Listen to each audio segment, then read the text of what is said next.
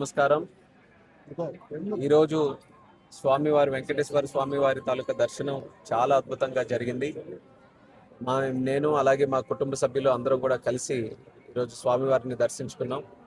స్వామివారి తాలూకా ఆశీస్సులు పుష్కలంగా మన రాష్ట్రం మీద ఉండాలని, ఒక పక్కన దేశ అభివృద్ధి అలాగే రాష్ట్ర అభివృద్ధిలో కష్టపడుతున్నటువంటి ప్రతి ఒక్క వ్యక్తికి కూడా ఆ భగవంతుడు ఆయురారోగ్యాలు శక్తి అన్నీ కూడా ప్రసాదించాలని హృదయపూర్వకంగా కోరుకుంటున్నాను.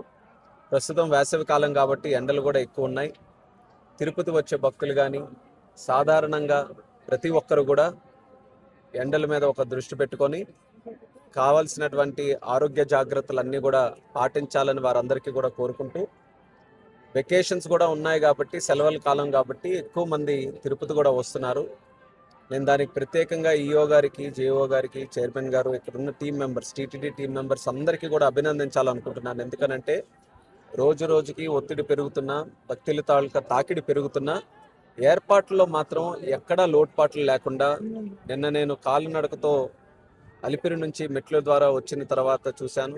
ఇక్కడ కూడా ఈరోజు దర్శనం చేసుకున్న తర్వాత కూడా చూస్తున్నాను. అందరూ కూడా చాలా ఆనందంగా దర్శనం చేసుకున్నటువంటి వారు కనిపిస్తున్నారు.